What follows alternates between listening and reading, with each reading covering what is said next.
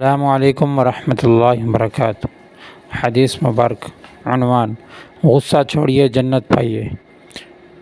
عن ابی الدرداء رضی اللہ تعالی عنہ قلت یا رسول اللہ صلی اللہ علیہ وسلم دلنی علی عمل یدخلنی الجنۃ قال لا تغضب ولک الجنہ۔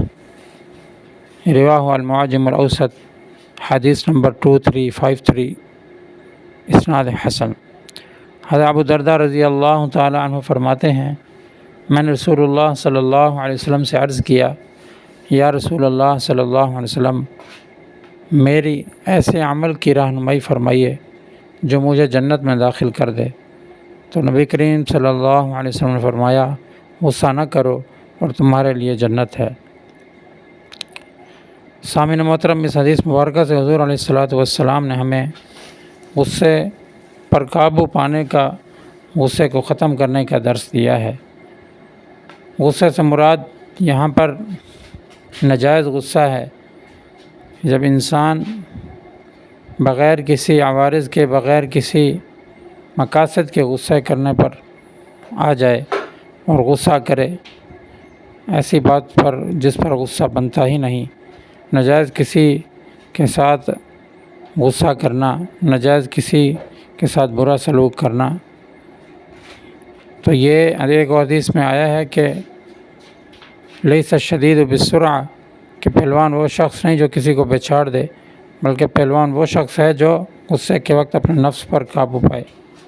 تو یہ کوئی کمال نہیں ہے کہ ہم غصہ کریں، ہر وقت غصے میں رہیں، دوسروں پر غصہ نکالتے رہیں، اپنے جائز، اپنے عوارض، اپنے کاموں کا غصہ دوسروں پر نکالیں۔ ہاں، اگر کوئی جائز غصہ ہے وہ بھی ایک طریقے کے ساتھ، ایک حد میں رہتے ہوئے کیا جائے، تاکہ اگلے کو بھی آپ کے غصے کا علم نہ ہو، آپ سے متنفر نہ ہو۔ غصہ وہ جائز ہے جو اللہ اور اس کے رسول کی خاطر کیا جائے، اور وہ غصہ ٹھیک نہیں ہے کہ جو خام خواہ ہر بات پر غصہ کیا جائے، یا کسی مسلمان کی دوسرے مسلمان کی تذلیل کی جائے۔ تو حکماء کہتے ہیں کہ جب غصہ آئے، اگر آپ ٹھہرے ہوئے ہیں تو بیٹھ جائیں، بیٹھے ہوئے ہیں تو لیٹ جائیں، یا پانی کا گلاس پی لیں۔ تو غصہ جو ہے وہ انسان کو اندر اندر سے کھوکھلا کر دیتا ہے۔ غصہ انسان کو ایسے ختم کرتا ہے جیسے دیمک لکڑی کو ختم کر دیتی ہے۔ ایک مرتبہ ایک صحابی حضرت علی رضی اللہ تعالیٰ عنہ شیر خدا ایک جنگ کے اندر، جہاد کا موقع تھا، کافر سے لڑ رہے تھے، لڑتے ہی لڑتے آپ رضی اللہ تعالیٰ عنہ اس کے سینے پر سوار ہو گئے اور بیٹھ گئے، حتیٰ کہ کیا دیکھتے ہیں کہ اس کافر نے آپ رضی اللہ تعالیٰ عنہ کے منہ پر تھوک دیا۔ آپ نے فوراً ہی اس کو چھوڑ دیا۔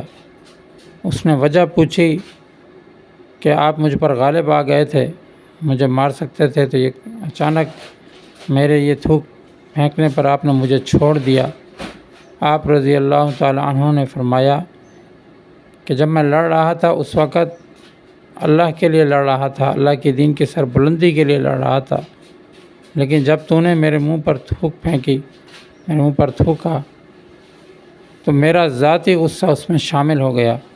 جب میرا ذاتی غصہ شامل ہوا تو میں نے کہا کہ یہ لڑائی اب میری ذات کے حوالے سے ہو گئی، اللہ کے لیے نہیں ہے، اس لیے میں نے تجھے چھوڑ دیا۔ آپ کے اس اصرار پر، آپ کے اس جذبے پر، آپ کی اس پاک دامنی کو دیکھتے ہوئے غیر مسلم جو ہے مسلمان ہو گیا۔ تو میرے محترم بھائیوں، غصہ ہر انسان میں ہوتا ہے، لیکن غصے کو قابو رکھنا، غصے کو اپنی لمٹ میں رکھنا ہر کسی کی بات نہیں ہوتی۔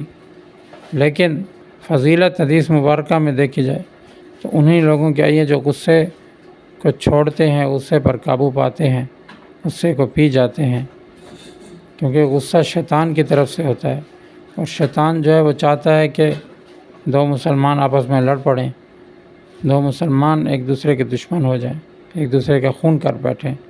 تو اس لیے جب بھی غصہ آئے تو اپنے نفس کو قابو میں رکھیں، اپنے آپ کو کنٹرول میں رکھیں. انشاءاللہ اللہ کی مدد اور نصرت آئے گی. اللہ پاک سے دعا ہے کہ اللہ پاک ہمیں ان باتوں پر عمل کرنے کی توفیق عطا فرمائے. وآخر دعوانا ان الحمد للہ رب العالمین.